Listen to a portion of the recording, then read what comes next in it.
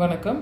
சிம்மம் லக்னத்தில் பிறந்தவங்களுடைய குணநலன்கள் எப்படி இருக்கும், அவங்களுடைய வாழ்க்கை எப்படி இருக்கும், அதே மாதிரி அந்த லக்னத்தினுடைய சிறப்புகள் என்னென்ன அப்படின்றத பற்றி இந்த வீடியோவில் பார்க்கலாம். இந்த ராசி கட்டத்தை எடுத்துக்கிட்டிங்க அப்படின்னாலே ஒவ்வொரு வீட்டையும் பல விதங்களில் பிரிக்க முடியும்.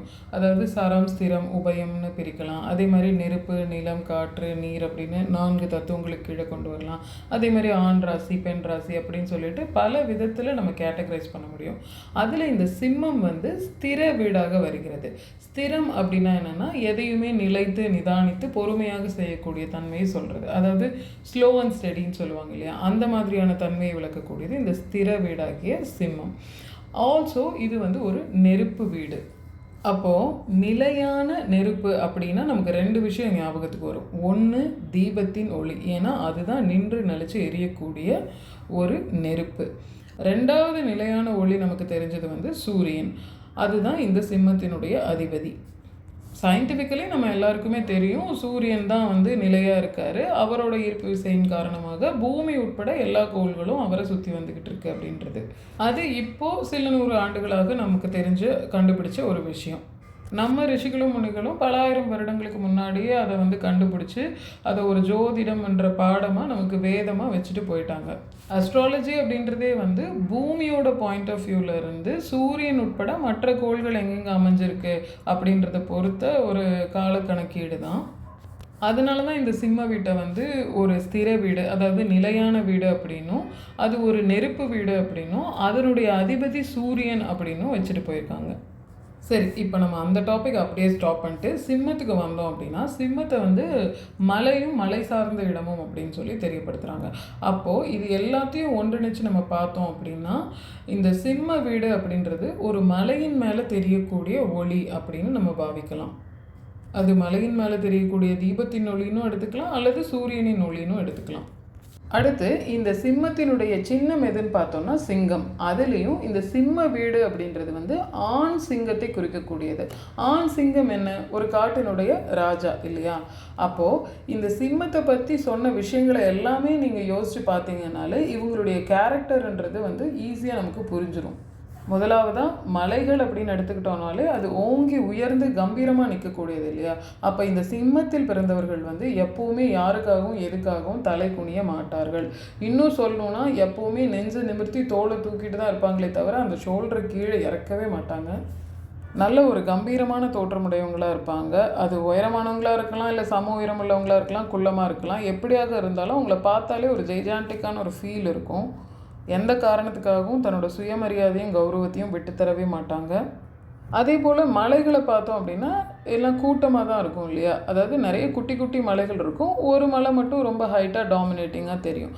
அந்த மாதிரி தான் இந்த சிம்மத்தில் பிறந்தவங்களும் தங்களை சுற்றி ஆட்களை வச்சுக்கிட்டே இருப்பாங்க. அந்த ஆட்கள் எப்படிப்பட்டவங்களாக இருப்பாங்கன்னா, இவங்களுடைய ஏவலையும் கட்டளையும் நிறைவேற்றவங்களாக இருப்பாங்க. இவங்க அதிகாரமாக ஒன்று சொன்னாங்க அப்படின்னா அதை பணிவாக கேட்டு நடந்துக்கிறதுக்கு ஆட்கள் இவங்களுக்கு தயாராக இருந்துக்கிட்டே இருப்பாங்க. அது குடும்பமாக இருந்தாலும் சரி, இல்லை பணிபுரியக்கூடிய இடமாக இருந்தாலும் சரி. இதில் இடைச்செருகலாக ஒரு விஷயத்தை நான் உங்களுக்கு தெரியப்படுத்துகிறேன். என்னென்னா, இந்த சிம்ம லக்னத்தில் பிறந்தவங்க ஒரு சிகரமாக இருக்காங்களா, இல்லை ஒரு பெரிய மலையாக இருக்காங்களா, சின்ன மலையாக இருக்காங்களா, குன்றாக இருக்காங்களா, இல்லை ஒரு வெறும் மணற்குவியலாக இருக்காங்களா அப்படின்றதெல்லாம் அவங்களுடைய சுய ஜாதகத்தில் இருக்கக்கூடிய கிரக அமைவுகளை பொறுத்தது. பட் எப்படியாக இருந்தாலும் இந்த சிம்மத்தில் பிறந்தவங்க ரொம்ப டாமினேட்டிங்காகவும் ஒரு அதிகார தோரணையில் பேசக்கூடியவங்களாகவும் இருப்பாங்க. அடுத்ததாக நான் முன்னமே சொன்ன மாதிரி இவங்க ஒரு நிலையான ஒளி அப்படின்னு எடுத்துக்கும் பொழுது தீபத்தின் ஒளி அல்லது மலை முகடுகளுக்கு நடுவே உதிக்கக்கூடிய சூரியனின் ஒளி அப்படின்னு நம்ம எடுத்துக்கிட்டோம்னா, இவங்க மற்றவர்களுடைய வாழ்க்கையில் வெளிச்சத்தை கொண்டு வரக்கூடிய ஒரு ஆற்றல் படைத்த மக்கள். அதாவது அகர முதல எழுத்தெல்லாம் ஆதி பகவான் முதற்றே உலகு அப்படின்னு சொல்லிட்டு, கடவுள்களுக்கெல்லாம் முதன்மையான கடவுள் ஆதி பகவான் தான் அப்படின்னு சொல்லி ஃபஸ்ட்டு குறள்லேயே சூரியனை வணங்கிட்டு திருவள்ளுவர் ஆரம்பிச்சிட்டாரு திருக்குறளை. அதுக்கு முன்னாடியே வேத ஜோதிடத்தில் சூரியனை வச்சு தான் மொத்த ஜோதிடமே அப்படின்றத பாடமாக கொடுத்துட்டு போயிட்டாங்க.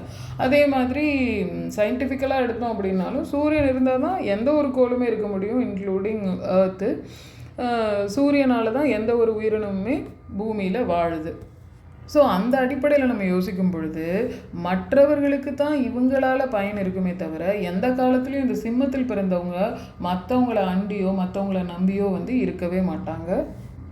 அப்போது இந்த சிம்ம லக்னத்தில் பிறந்த எல்லாருமே சோட போகவே மாட்டாங்களா அப்படின்னு கேட்டிங்கன்னா, ஒருவேளை கால சூழ்நிலையால் அவங்களுக்கு காலம் வெல்லாமல் அவங்க இடர்பாடுகளையோ வறுமையோ இல்லை கஷ்ட நஷ்டங்களையோ சந்திக்க வேண்டியதாக இருந்தால் கூட அவங்க யார்கிட்டையும் கைகட்டி நிற்க மாட்டாங்க, யாரையும் தயவு பண்ணி ஒரு வேலையை பார்க்க மாட்டாங்க.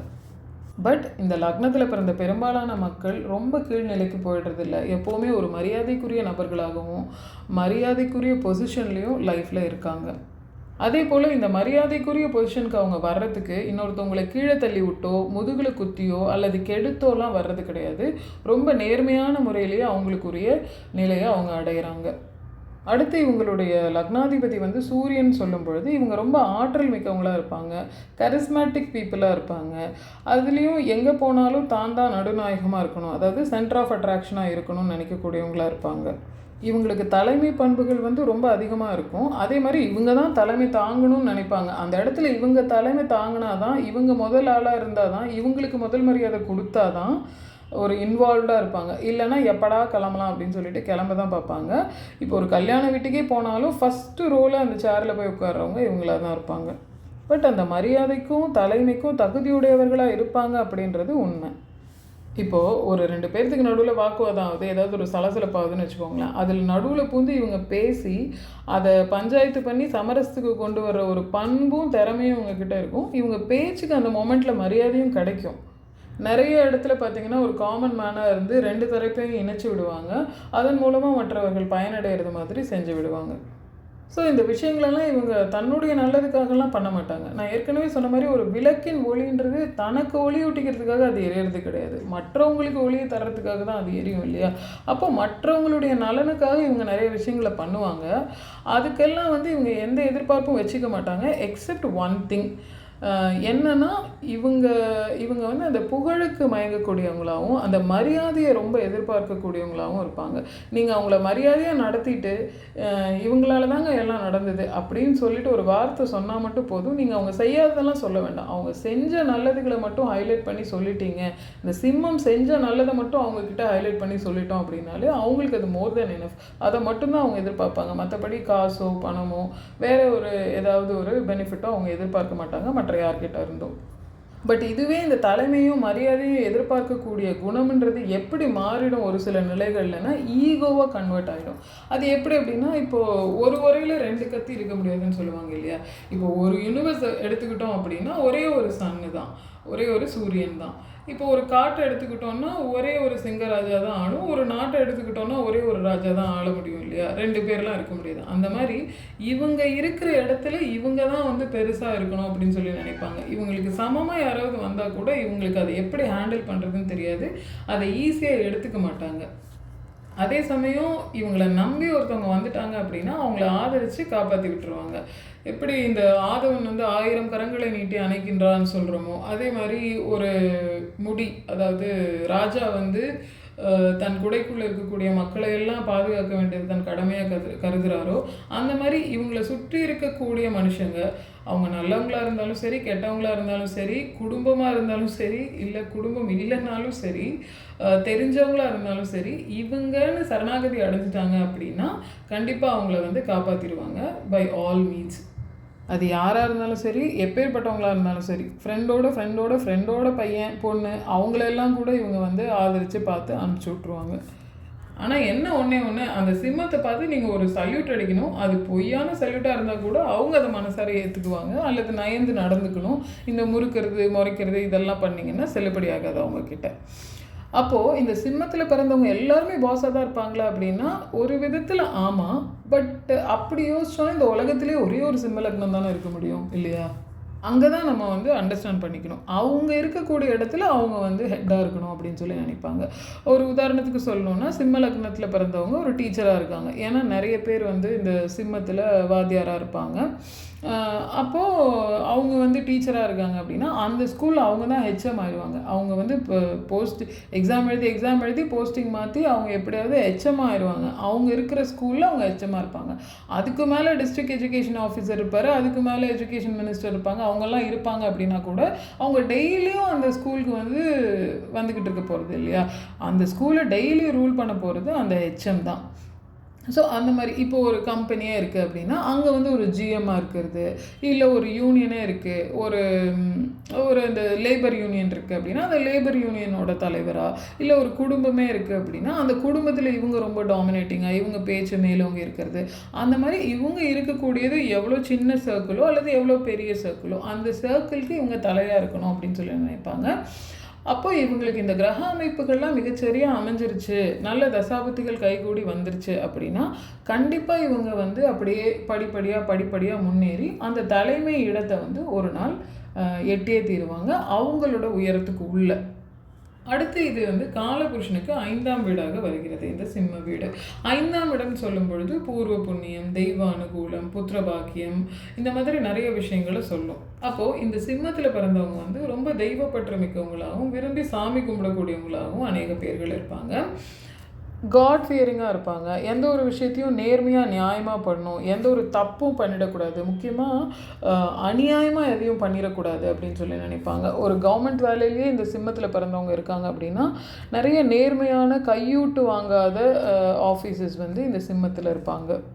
இவங்க லக்னாதிபதி சம்பாத்தியகாரகன் என்று சொல்லக்கூடிய சூரியனாகவும் ஆயிடுறதுனால நான் உழைச்ச உழைப்புக்கு எனக்கு கூலி கிடைச்சா போதும், அதில் நான் முன்னேறினா வாழ்க்கை நடத்தினா போதும் அப்படின்னு நினைக்கக்கூடியவங்களாக இருப்பாங்க.